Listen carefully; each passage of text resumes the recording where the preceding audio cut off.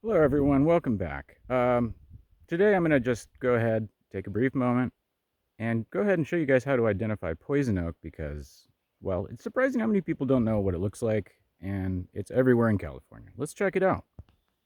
Right now it's October. This one's in kind of a sheltered location, so let's kind of look at that.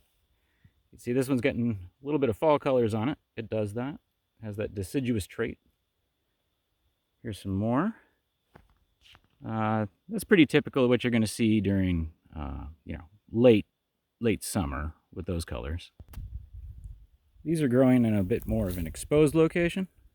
You can see we've got sort of this beautiful red foliage going on. It's actually quite pretty. I'm not going to touch it, but it's actually quite a nice bit of fall colors in a landscape that doesn't have a lot of red. Now, you may have heard people say, leaves of three, let it be, or, leaves of three, don't F with me, whichever. Let's go ahead and, let's do a deep dive on this. This is this center leaf right here. You see it's got a stem that attaches it, to the point the other two leaves attach. They attach directly to the stem. That's a diagnostic feature here, okay? If we look for that, you can almost be sure it's poison oak in California, but not always. This blackberry here has a similar structure. Two leaves attached at the base, center leaf on a stem. Pretty easy to tell apart though. I mean, you can tell it's a blackberry by the way that it is. So what else is there that we can look at?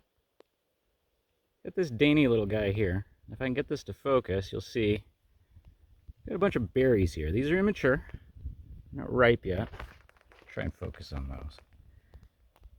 You see we've got green berries at this point, stripes looking like maybe little pumpkins or something. And for most of the winter months, it's going to look more like this.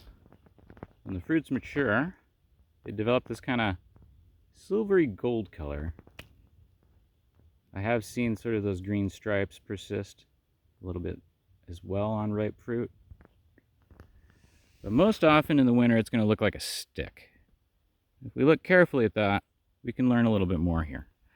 You can see, first of all, it doesn't want to branch much. I don't like the way most field guides describe this. The field guides are going to describe poison oak as more of a bush, maybe, or with a vining form. Now, to me, it's more of a vine. These are roots here.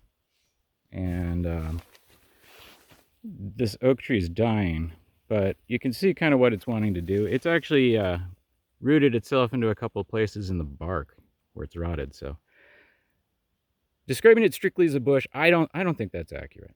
But there you go. Another little shot of those roots. If you see this in California, the odds are it's poison oak, and you should avoid it. This is a little bit of a better example. It started to root into the bark right up in there. I'm not going to get too close because there's just a mess of it here. That's interesting.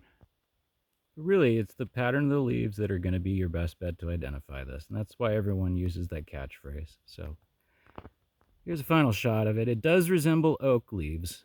The leaf margins do vary a bit more than an oak, but oak's pretty notoriously variable anyway. So hopefully that's useful to you. Stay safe out there and don't walk in poison oak if you can avoid it. Have a good one, y'all.